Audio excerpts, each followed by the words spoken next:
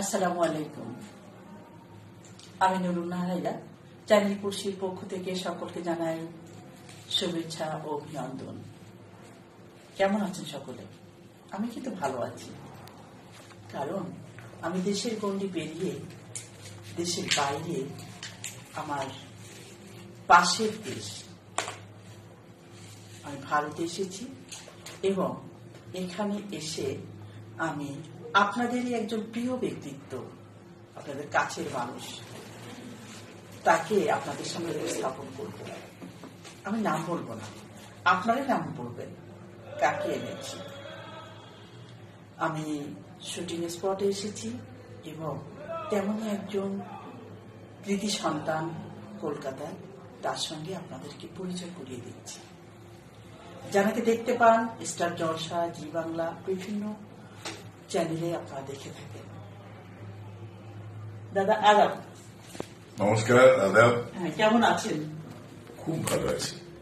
ভালো আছি এই শব্দটা বলতে পারাটা অনেক আনন্দের ব্যাপার। আমরা সবসময় দুঃখের মধ্যে নিজেদেরকে প্রেজেন্ট করতে ভালোবাসি, কিন্তু পজিটিভ অ্যাটিটিউডে যদি থাকি আমি ভালো আছি, কারণ আমার চেয়ে অনেক খারাপ মানুষ আছেন, তাদের তুলনায় আমি অনেক ভালো আছি। অর্থাৎ এই অভ্যাসটা থাকা ভালো, আমরা ভালো আছি, এটাই বলি।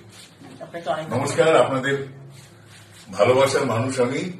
জানি না ভালোবাসেন না ঘৃণা করেন। আমার নাম সন্দীপ, অভিনয়টা আমার পেশা। আশা করি আমার মুখটা আপনাদের পরিচিত লাগছে। আজকে যদি অন্যরকম একটা মেকআপে রয়েছি, আপনাদের দেশে আমি গিয়েছি, অকুণ্ঠ ভালোবাসা পেয়েছি, নাটক নিয়ে গেছি, সেমিনার নিয়ে গেছি, নিমন্ত্রণ রক্ষা করতে গেছি, আপনাদের ভালোবাসার টানে গেছি।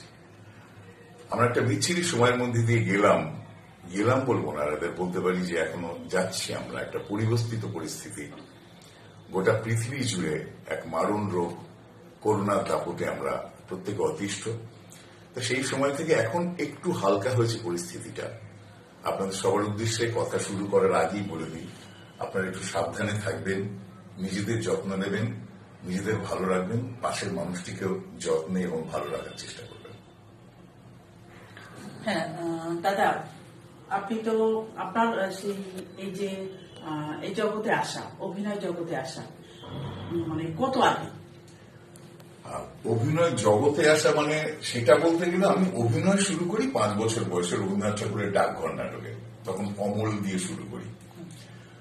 তারপর পাড়াতে আমাদের একটা সাংস্কৃতিক পরিমণ্ডল ছিল, যেখানে পরবর্তীকালে বিখ্যাত মানুষ যারা হয়েছিলেন তাদের ছত্রছায়ায় আমরা নাটকের সাথে যুক্ত ছিলাম। নাটক এবং অন্যান্য সাংস্কৃতিক অনুষ্ঠান, গান বাজনা। এছাড়া আমার বাড়িতে একটা সাংগীতিক পরিবেশ ছিল। আমার দিদি গান করতেন, বাবা এসরাজ বাজাতেন। ফলে ছোট থেকেই গান বাজনা এবং অভিনয় এইসবের মধ্যেই সম্পৃক্ত ছিলাম। প্রফেশনালি অভিনয় জগতে এসেছি অনেকটাই পরে, কারণ প্রথম জীবন অন্য চাকরিতে ঢুকেছিলাম। তা অভিনয়টাকে পেশা করব তখনও পর্যন্ত ভাবিনি। চলছিল গ্রুপ থিয়েটার, চলছিল মঞ্চে অভিনয়, চলছিল বেতার নাটক চলছিল। তখন বিজ্ঞাপনের সময় ছিল। আমরা রেডিও সবচেয়ে বড় মাধ্যম ছিল আমার। রেডিওতে আমরা নাটক করতাম। সেই সময় থেকে এক সময় দূরদর্শন এলো, দূরদর্শনের একটা চ্যানেল এলো। প্রথম আমি এসেছিলাম সহকারী নির্দেশক হয়ে। ফ্লোরে কাজ করার পর পাশাপাশি নাটক চালিয়ে গেছিলাম। একটা সময় সরাসরি অভিনয় চলে এসেছিলাম। তা ফ্লোরের কাজকর্মের অভিজ্ঞতা থাকার ফলে অভিনয় জগতে একটু সুবিধা হচ্ছে, অন্তত ক্যামেরার সামনে কাজ করতে। সেই হিসেবে অভিনয় কবে থেকে করি বলতে গেলে বলতে হবে 5 বছর বয়সে, যখন আমার অমল দইয়ালা বা ডাকঘর, রবীন্দ্রনাথের ডাকঘর নাটক দিয়ে শুরু। তারপর থেকে সেই তো চলছেই। সেই এভাবেই আছেন। আর আপনার পারিবারিক ভিতরে যদি আমি যাই একটু দাদা, আপনার মানে পরিবারে কে কে আছে? আমার পরিবারে বলতে আমাদের যৌথ সংসার, ভাই বোনরা। রাত্রি কি আলাদা শোয়ে এটা নিয়ে ব্যাপারটা হয় না, আমরা সবসময় একসাথে আছি। আমাদের কপাল ভালো, আমাদের ভাই বোনেরা সব এতটা কাছাকাছি থাকি, একজন বাদ দিলে, যে আমরা রোজই না সপরিবারে থাকি বলি। আমরা বলি না সবান্ধবে, আমরা সবান্ধব এবং সপরিবারে থাকি এবং প্রত্যেকেই খুব আনন্দে আছি, আনন্দে থাকার চেষ্টা করি। কারণ একে অপরের দুঃখগুলি যখন ভাগাভাগি হয়ে যায় তখন খুব আনন্দে থাকি, এটা বলতে পারি। যখন একার বোঝ হয়ে যায়, সেই দুঃখটা যখন সবার মধ্যে বন্টন হয়ে যায়, তখন আমরা দুঃখটাকে সবার সাথে ভাগ করে নিলে আমাদের প্রত্যেকের ভাগে একটু কম পড়ে। ওই জন্য আমরা যৌথ পরিবারে বিশ্বাসী, আমরা সবাই একসাথে থাকি। আসলে দাদাকে অনেক ধন্যবাদ যে এই সময় যৌথ পরিবারে দাদার এখন একটা সিরিয়াল চলছে। সুপ্রিয় সদী মন্ডলী, আমি চ্যানেল পড়শি থেকেই আপনাদের সঙ্গে এক হয়েছি এবং দাদা এখানে বললেন যে উনি একই সঙ্গে একই ছাদের নিচে সকলে মিলেমিশে থাকতে চান। দাদার যে সিরিয়ালটা এখন চলছে, যেটা এখানে শুটিং হবে, যে শুটিং এর স্পটে আমি এসেছি, সেখানে সরস্বতী প্রেম স্টার জলসা আমাদের বাংলাদেশে দেখা যায় না। আমি আন্তরিকভাবে দুঃখিত। সান বাংলা এই সান বাংলাটা আমাদের বাংলাদেশে দেখা যায় না। এটা হচ্ছে আমরা ইউটিউবে দেখি এবং অ্যাপস নামিয়ে আমরা দেখতে পারি। আপনারা দেখবেন, অ্যাপস নামিয়ে ভালো লাগবে।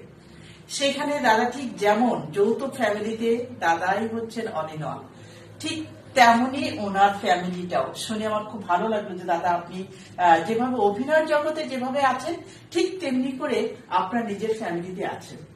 এই জন্য এমনিতে তো আমার গায়ে একটা স্ট্যাম্প আছে, আমি নেগেটিভ ঋণাত্মক চরিত্র করি, লোকে ভিলেন বলে। ঘটনা হচ্ছে আপনাদের কাছে আমার বিশেষ পরিচিত দিয়ে কাবুল শেখ নিয়ে কিয়াবাতার নৌকো দিয়ে, সেই ক্যারেক্টারের পর আমি মোটামুটি একটা ছাপ্পাতে চলে যাই। অর্থাৎ আমি মানুষটা আমাদের নেগেটিভ কিছু ক্যারেক্টার, তা চেষ্টা করি যখন যে ক্যারেক্টারটা করার, আমাদের কাছে নেগেটিভ পজিটিভ বলে কোনো ব্যাপার নেই। যে চরিত্রটা করি সেই চরিত্রের চারিত্রিক গুণাবলী আমার মধ্যে দিয়ে প্রকাশিত হচ্ছে কিনা, এটাই আমার কাছে ব্যাপার। অর্থাৎ অভিনয়টা আমি কত সুন্দর করে করছি, আর সেই সময় যদি অ্যাক্টিং করতে যাই সেটা ওভার অ্যাক্টিং হয়ে যাওয়ার চান্স থাকে। যার জন্য আমরা বলি আমরা বিহেভ করছি। অর্থাৎ যে চরিত্রটা করছি তিনি যেরকম নর্মাল বিহেভ করেন, এই নর্মাল বিহেভ করতে পারলে সেই চরিত্রটার সঙ্গে ওতপ্রোতভাবে যুক্ত হওয়া যায় এবং মানুষ খুব তাড়াতাড়ি কমিউনিকেট করতে পারে। সেইখান থেকে এখন যে ক্যারেক্টারটা করছি সেটা সম্পূর্ণই আলাদা। এটা আমার মধ্যে চ্যালেঞ্জও, কারণ অভিনেতা যিনি, তার কাছে তো নেগেটিভ পজিটিভ কোনো ব্যাপার থাকে না, প্রত্যেকটি ক্যারেক্টারই তাকে পজিটিভলি করতে হয়। এখন যেটি চলছে সরস্বতীর প্রেমেতে আমি হচ্ছি বাড়ির সবচেয়ে বড় ভাই, যার শাসনে মোটামুটি পরিবার প্রতিপালিত হয়। সবই ভালো, তিনিও যৌথ পরিবারে বিশ্বাস করেন, যৌথ পরিবার টিকিয়ে রেখেছেন। তাদের ব্যবসাপাতিতে ভাইরা সমান অংশীদারি নিয়ে কাজ করেন। তাদের ভাইদের মেয়েরাও তার কাছে নিজের মেয়ের মতোই। একটা ব্যাপারে ওনার একটু গোড়ামি আছে, উনি জীবনে